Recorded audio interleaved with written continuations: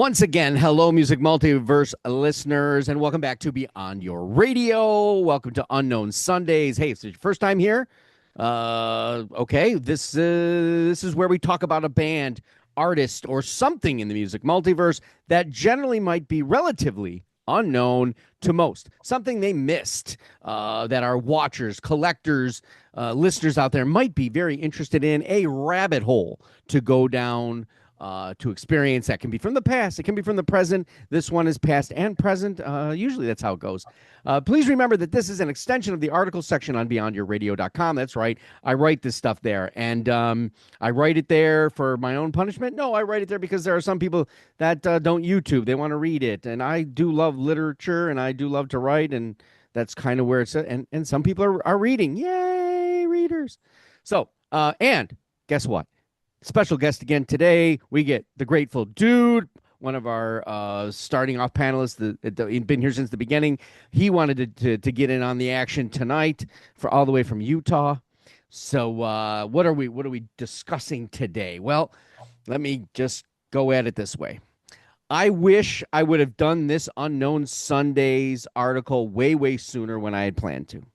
I don't know if you know this, but I've been doing Beyond Your Radio in the article sections long before we ever got a website, YouTube kind of thing. So while this is not the ultimate tragedy that could have befallen, it's pretty damn close to it. What started out my musical journey was hearing the song Crocodile Tears in a record store in 2011. I try to run, but I don't know how to get there. Keep on running, you're going nowhere. And you feel the sunrise will dry your eyes with crocodile tears. During the duo times of male-female, like the Civil Wars and the previously articled Whitehorse, which I did a couple weeks ago on Unknown Sundays, which oddly enough, all of these bands' debuts were in 2011. Now, only the Civil Wars shows up on the top albums of 2011. And considering the list of absolute garbage pop rock and sort of hip-hop drone unlistenable mentions in the top 35 of those 100, I can assure you that this Unknown Sundays debut and that of Whitehorse were far superior than 35% of what's in that list. So I am not wasting your time here. This duo of a percussionist and multi-instrumentalist, more guitar, and producer caught my ear.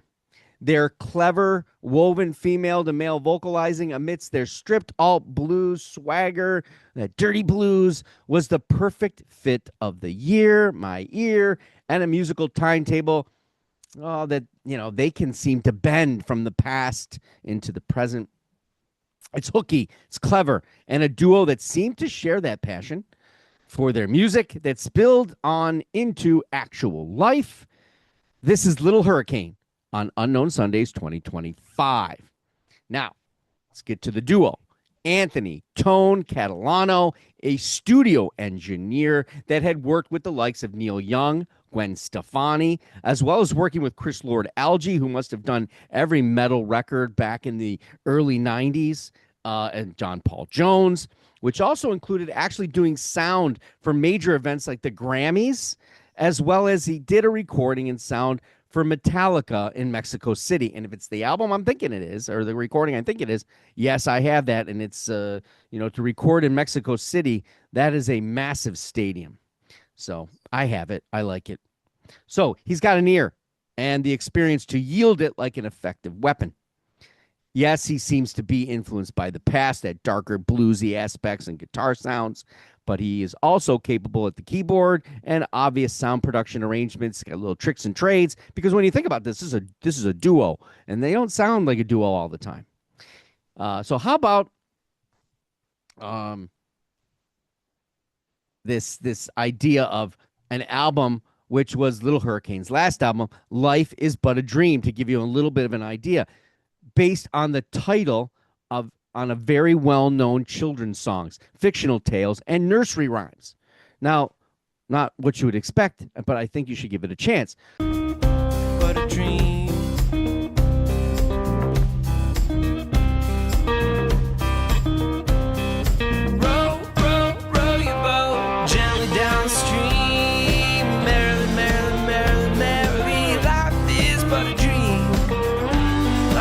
So there you have one half of this extremely dynamic duo. In comes Celeste, Cece, Spina, I would say probably Spina, cook, chef, and bartender, and drummer. That is the perfect combination for the Grateful Dude. Obviously, that's that's where it is for him. Chef, bartender, drummer, beer aficionado, master brewer, candlestick maker. Not yet. So here she comes, right? So she puts out an advertisement on Craigslist looking for like-minded musicians to make a band in San Diego, California. So Catalano sees it and eventually succumbs to coming from Santa Cruz to San Diego. I do believe the two actually lived very close to each other in one of the articles I read. So kind of like a connection coming around kind of thing, right? So what are they?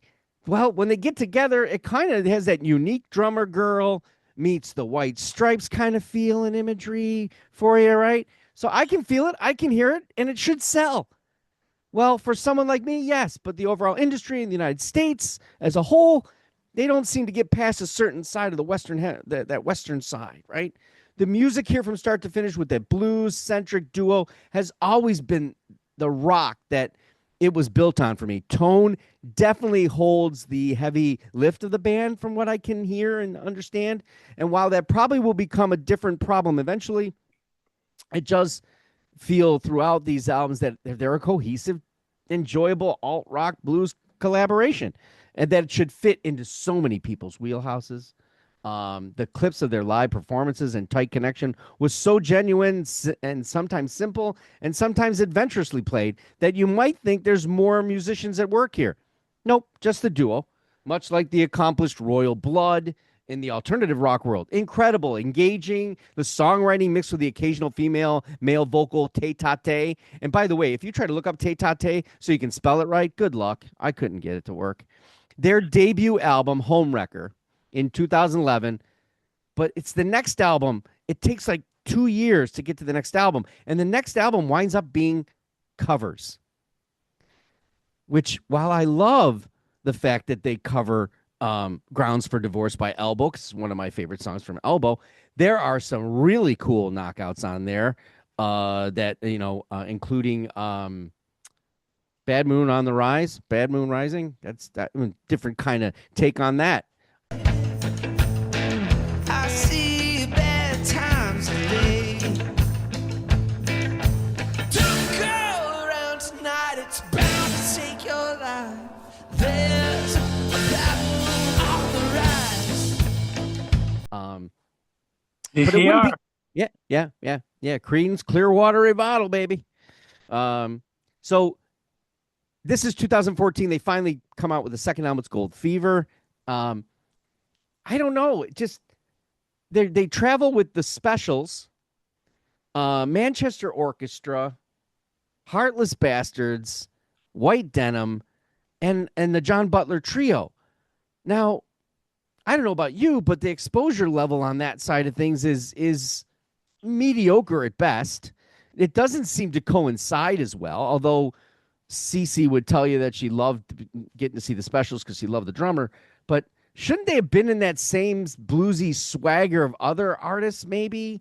Like the Black Keys, Sturgill Simpson, John Mayer and the Dead and Company, if you're going to, it just seems that the exposure just isn't right. It's funny that 2023's Life is But a Dream and its clever content becomes probably the end of the band and the relationship. Anthony, Tone, Catalano, and Celeste were in trouble. I think, in actuality, they married. Let's go back a bit. They married during the Same Sun, Same Moon album, which is 2016. They might have seen the signs of this to come because during the making of that record, somehow Anthony leaves the recording studio barefoot and in a trance and starts walking into the mountains. He's missing for what, 17 hours? he gets frostbite, apparently kidney failure. That's an oddity, right? I get it. Life stresses or whatever can complicate how we act. There's no judgment here, but that's something that doesn't happen every day, right? Especially when you're in a pretty neat recording studio, I guess, too. So I don't know. But then on August 18th of 2023, she's driving behind him. He's in the motorcycle. She's got the two kids in the car, and they witness a deer jump out in front of him, and he gets launched 50 feet into the sky. I mean, he winds up with 5 broken ribs, a traumatic brain injury, broken thumb, broken teeth, and of course, you don't escape any of that without a road rash that none of us even want to contemplate. So lucky to be alive, basically, is what this boils down to. And then in May of 2024, the filings for divorce. So all of this going on, I felt in the albums that she started to be belittled in the band. I felt that her vocal was gone. It was mostly him. And don't get me wrong, he's so engaging. The way he writes, the way he sings, the way the guitar fits in, that you kind of forget. So the Grateful Dude, I know this is your first entry into Little Hurricane, I would think, right? Yep. How was this experience for you, and then getting to know what happened too? So I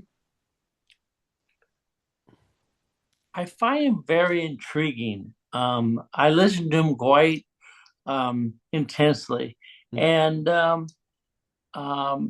hearing about their tragic accident, which I've been through myself. So right, it's pretty damning. But I did not realize till this moment that they had kids. Oh, okay. And that changes things quite dramatically. Definitely. Yeah. But I think honestly, I'm reading about their stories and everything. It was over a lot sooner than it happened. Yeah. I think it was a tragedy that was meant to be.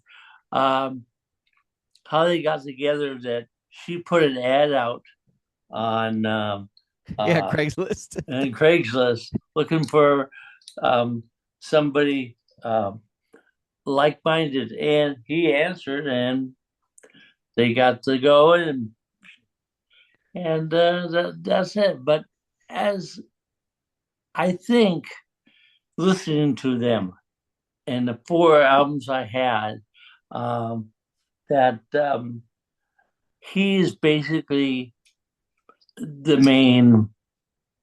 He could have gone on as a solo.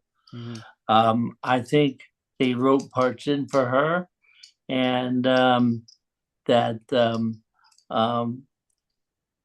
she, even though very gifted, usually held a small piece of the pie.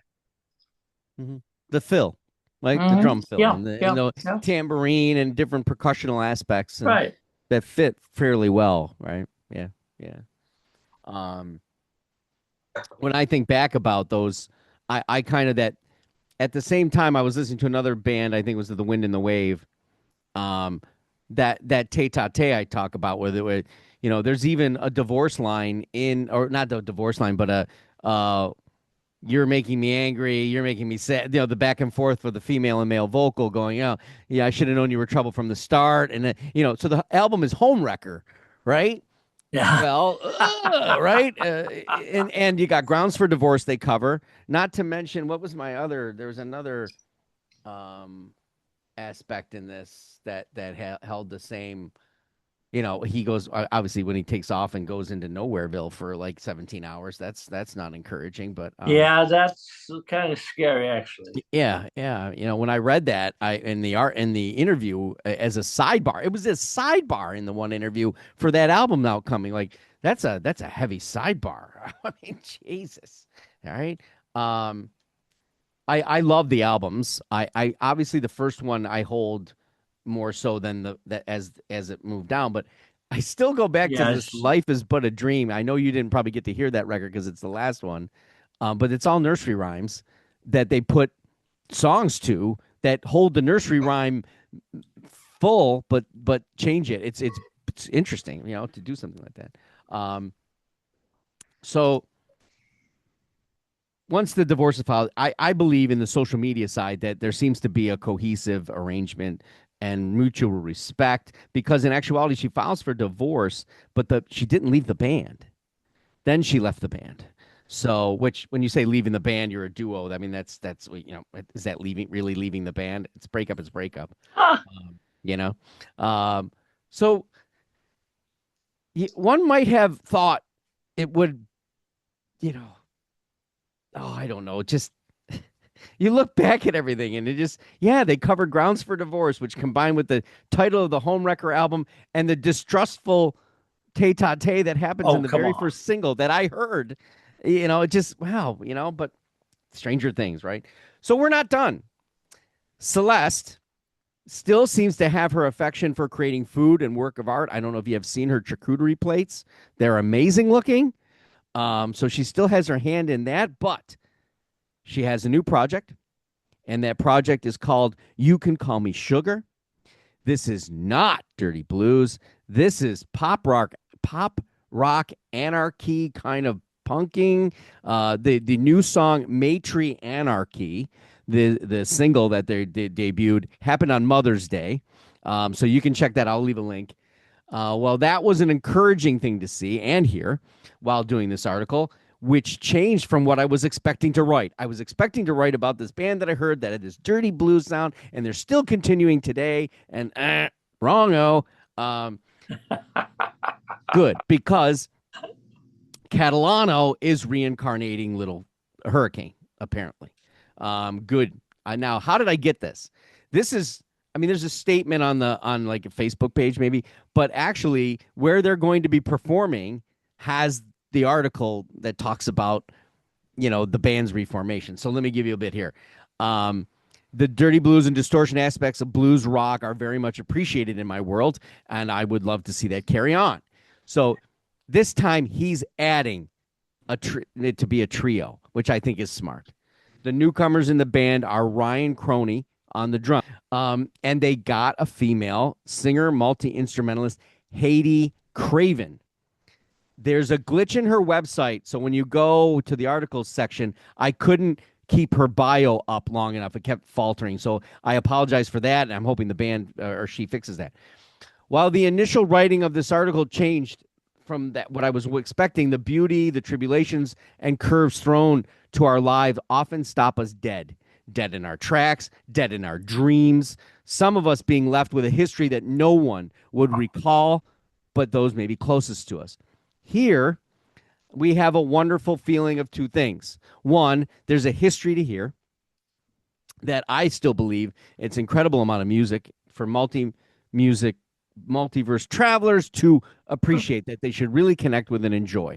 And two, that these lives are going to live on, both in the bands that they have and Tone's gift to the music multiverse, not involving those new members, of course, as well as kind of, I got to go to this there, that beautiful drummer, okay, beautiful woman, now involved with that another span of her career. It's going to blossom into something else, and life's going to have another musical tale for the two of them.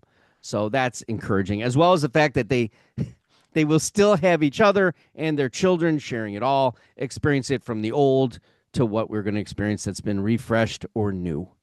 And there's only speculation here, but I bet Cece and Anthony will get back together. Yeah, that's probable. Yeah. I mean, the love of music and that kind of thing, right? Yep. Yeah. So Little Hurricane albums, I have them all except the final record. So here they are. Home Record started in 2011. Stay Classy, a collection of cover songs in 2013. And then Gold Fever comes in 2014. Same Sun, Same Moon in 2017. Was written in 2016 while they were getting married. Love Luck in 2019. There's a strange title. And then Life is But a Dream in 2023. What did you think of Little Hurricane? Are you a fan of those dirty blues and distortion? Yeah. Should they have opened themselves to bandmates earlier, maybe? And of course, the Grateful Dude, thank you for joining me and making that encouraging statement that they could get back together. Will you be following to see what happens next for both of them? Let us know. Please comment, leave us a note or two. Maybe click that like button that seems to escape a lot of people. I don't know why, but they do. And of course, subscribe to the channel because subscriptions matter. Oh, they matter. I will see you next week for a duo of a different kind. I'm stuck on duos, apparently, that named their band after a Honduran bar in Utila. We're on the web at beyondyourradio.com, Facebook, Twitter, Instagram, YouTube, of course. We got articles. We got videos. Podcast eventually. I'll pull my We head got up. everything. We got it all, baby. Albums, bands, artists, even those that aren't together, were together, got murdered, got, overdosed. Go Beyond Your Radio with us, a real music appreciation channel. Thanks for watching. Happy listening.